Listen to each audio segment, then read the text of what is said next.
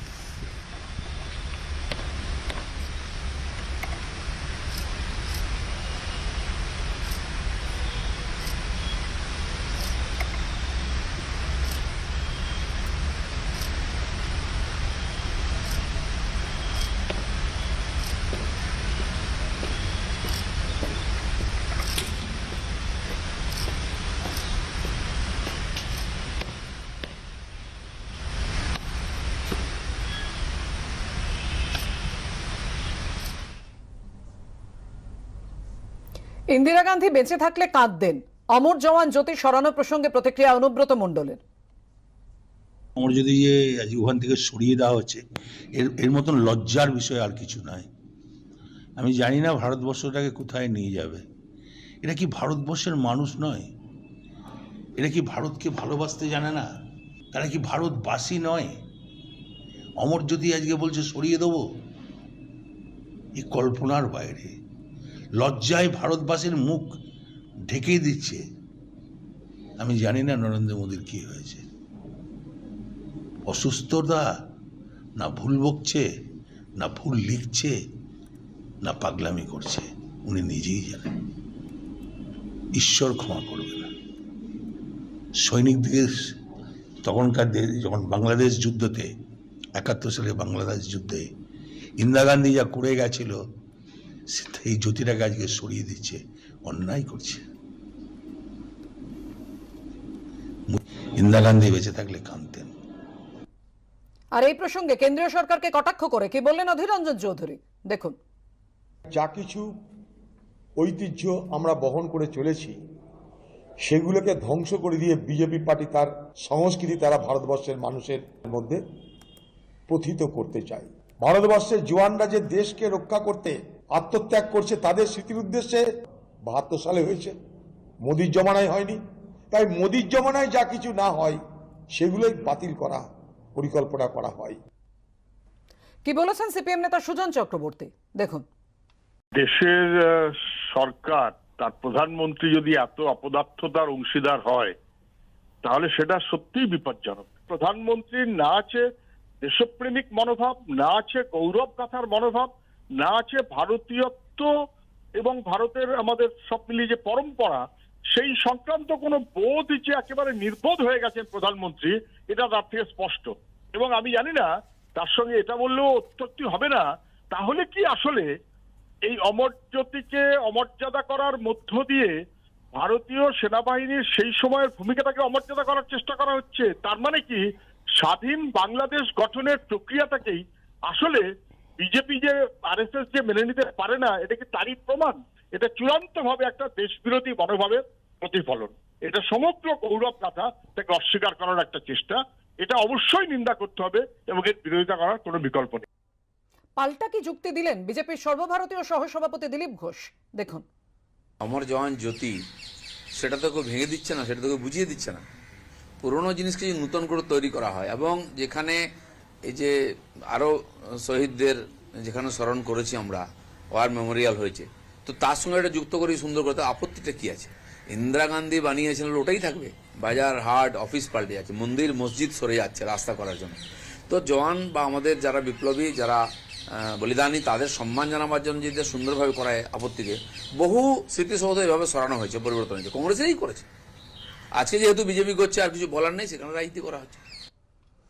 দিল্লির ইন্ডিয়া গেটে বসছে নেতাজির মূর্তি। 23শে জানুয়ারি নেতাজির 125তম জন্মদিনে ইন্ডিয়া গেটে গ্রানাইটে তৈরি তাঁর মূর্তির উদ্বোধন করা হবে। ভারত কতটা ঋণী তা প্রমাণ করবে এই মূর্তি।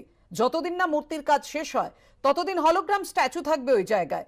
23শে জানুয়ারি সেই হলোগ্রাম স্ট্যাচুর উদ্বোধন হবে। টুইট করে এমনটাই জানিয়েছেন প্রধানমন্ত্রী নরেন্দ্র মোদী। সরকারি সূত্রে খবর, 1968 সালে ইন্ডিয়া গেট থেকে রাজা পঞ্চম জর্জের মূর্তিটি সরিয়ে নেওয়া হয়। এবার সেই জায়গাতেই বসছে 28 ফুট উঁচু নেতাজি মূর্তি। ইন্ডিয়া গেট থেকে অমর জ্যোতি সরানো নিয়ে বিতর্কের মধ্যেই এই টুইটে উঠেছে সমালোচনার ঝড়। স্বাধীনতার পর গুণাগুন্তি কয়েকটি পরিবারের জন্যই হয়েছে নতুন সৌধ নির্মাণ। বর্তমান সরকার তা করেনি। নাম না করে কংগ্রেসকে কটাক্ষ প্রধানমন্ত্রী নরেন্দ্র মোদীর। आजादी के बाद दिल्ली में कुछ गिने चुने परिवारों के लिए ही नवनिर्माण हुआ, लेकिन आज देश उस संकीर्ण सोच को पीछे छोड़कर नए गौरव स्थलों का निर्माण कर रहा है, उन्हें भव्यता दे रहा है। ये हमारी ही सरकार है जिसने दिल्ली में बाबा साहब मेमोरियल का निर्माण किया।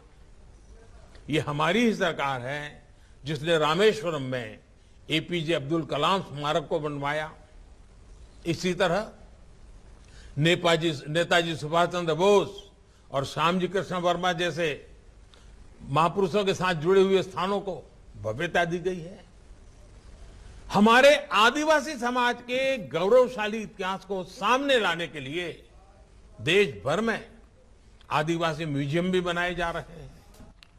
নেতাজির জনপ্রিয়তা নিয়ে রাজনীতি করা হচ্ছে, মন্তব্য প্রদেশ কংগ্রেস সভাপতি অধীর রঞ্জন চৌধুরীর। নেতাজিকে নিয়ে আবেগ আছে, উচ্ছ্বাস আছে। নেতাজির মতো একটা ট্র্যাজিক হিরো এই পৃথিবীতে নেই।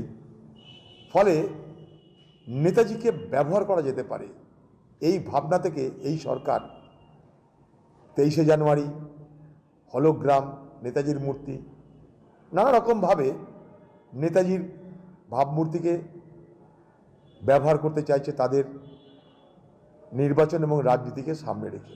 নেতাজির 125তম জন্মবার্ষিকী উপলক্ষে যে কমিটি গঠন করা হয়েছিল নেতাজির প্রতি সম্মান জানানোর জন্য, যেখানে আইনে থাকবে, মণিপুরের মৈরাং থাকবে, সেই কমিটিতে কিন্তু এই নেতাজির মূর্তি বসানো নিয়ে কোনো আলোচনা হয়নি।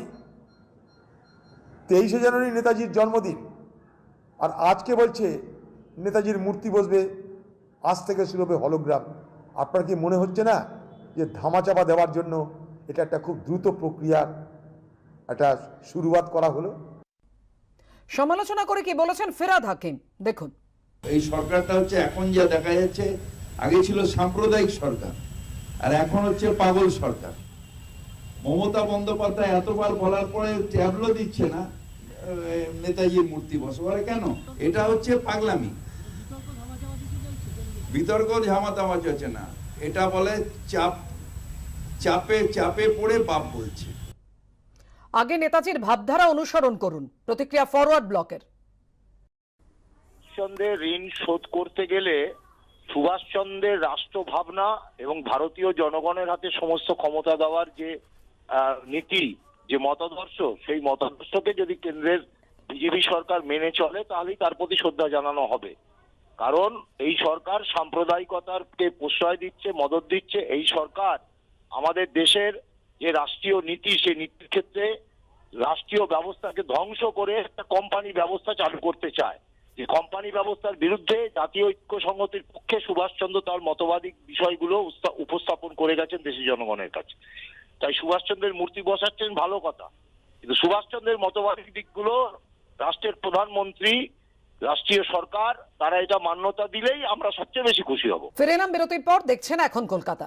3 মাসের মধ্যে টালা ব্রিজ খুলে দেওয়া হবে সাধারণ মানুষের ব্যবহারের জন্য। ব্রিজ পরিদর্শনের পর একথাই জানিয়েছেন পূর্তমন্ত্রী মলয় ঘটক। তিনি জানিয়েছেন টার্গেট ছিল ফেব্রুয়ারির মধ্যে ব্রিজ খুলে দেওয়া হবে। করোনা আবহে কাজ কিছুটা ব্যাহত হয়, যদিও 3 মাসের মধ্যেই টালা ব্রিজ খুলে দেওয়ার ব্যাপারে আশাবাদী তিনি। 2020 সালের 1 ফেব্রুয়ারি টালা ব্রিজ ভাঙার কাজ শুরু হয়েছিল। স্বাস্থ্যের অবস্থা বেহাল ছিল, আর সেই স্বাস্থ্য পরীক্ষার পরই সিদ্ধান্ত হয় ভেঙে ফেলতে হবে টালা ব্রিজ এবং তাকে নতুন করে গড়ে তুলতে হবে। সেই মোতাবেক 1 ফেব্রুয়ারি 2020 ভেঙে ফেলার কাজ শুরু হয় টালা ব্রিজ। 2 বছরের লক্ষ্যমাত্রা রাখা হয়েছিল টালা ব্রিজকে নতুনভাবে গড়ে তোলার জন্য, কিন্তু মাঝে করোনা এসে কিছুটা সমস্যায় ফেলে যারা এখানকার আধিকারিক রয়েছেন, যারা কর্মীরা রয়েছেন তাদেরকে। পরবর্তী সময় সেই করোনার বাধা কাটিয়ে কিন্তু কাজকে বন্ধ না রেখেই নির্দিষ্ট সময়ের মধ্যে কিন্তু প্রায় কাজের 90% শেষ করে ফেলতে পেরেছে পিডব্লিউডি। এবং ইতিমধ্যে কিন্তু পিডব্লিউডির তরফে এই যে ব্রিজ, মন্ত্রী মলয় ঘটক তিনি কিন্তু এসছেন, তিনি পর্যবেক্ষণ করে দেখছেন যে কাজ কতদূর এগোলো, এবং তারা আশাবাদী যে আগামী 3 মাসের মধ্যে উত্তর কলকাতার এই অত্যন্ত গুরুত্বপূর্ণ ব্রিজ, শুধুমাত্র যা উত্তর কলকাতা নয়, একই সঙ্গে দক্ষিণবঙ্গের বিভিন্ন জেলার সঙ্গে সংযুক্ত রয়েছে এই ব্রিজ, সেই ব্রিজ 3 মাসের মধ্যে শেষ করে যাতে মানুষের জন্য খুলে দেওয়া যায় সেই চেষ্টাই কিন্তু তারা করবেন। এবং তারা আশাবাদী যে সমস্ত জটিলতা ছিল, যেমন রেলের পারমিশন পাওয়া, রেলওয়ে সেফটির পারমিশন পাওয়া থেকে শুরু করে সেই সমস্ত বাধা ইতিমধ্যে তারা কাটিয়ে ফেলেছেন। 90% কাজ শেষ এখন, আর 3 মাসের মধ্যে বাকি যেটুকুনি কাজ রয়েছে সেইটুকুনি কাজও তারা সেরে ফেলতে চাইছেন। মলয় ঘটক তিনি জানিয়েছেন যে গোটা প্রজেক্টের জন্য কিন্তু প্রায় 468 কোটি টাকা খরচা হচ্ছে রাজ্য সরকারের, এবং তার পাশাপাশি শুধু এই ব্রিজ নির্মাণের জন্য কিন্তু খরচ হচ্ছে 348 কোটি টাকা। ক্যামেরায় সুবীর রায়ের সাথে অনির্বাণ বিশ্বাস, এবিপি আনন্দ, কলকাতা। টালা ব্রিজ দ্রুত খোলার ব্যাপারে আশাবাদী ডেপুটি মেয়র অতীন ঘোষ। এই ব্রিজ প্রায় 2 বছরের মধ্যে সম্পন্ন হতে চলেছে, এবং আমাদের অত্যন্ত দক্ষ মন্ত্রী, পূর্ত দপ্তরের মন্ত্রী, আমাদের দীর্ঘদিনের রাজনৈতিক সহকর্মী শ্রী মলয় ঘটক, তিনি অত্যন্ত দ্রুততার সাথে, তৎপরতার সাথে এই ব্রিজের পুরো ডেভেলপমেন্ট বা ব্রিজের কাজের উপর নজরদারি করছেন, প্রতি মুহূর্তে আমাদের সাথে যোগাযোগ রাখছেন। আমরা তার কাছেও কৃতজ্ঞ যে আমরা উত্তর কলকাতার মানুষ, আমাদের স্বাভাবিক অর্থনৈতিক জীবনযাত্রা সব কিছু নির্ভর করে এই ব্রিজের উপর, এবং বৃহত্তর উত্তর 24 পরগনার সাথে যোগাযোগের সবথেকে বড় এটা সেতু। স্বভাবতই যে দ্রুততার সাথে এই ব্রিজ তৈরি হচ্ছে, এটা আমি তো আমার রাজনৈতিক জীবনে এটা ভাবতে পারিনি যে এত দ্রুততার সাথে হবে।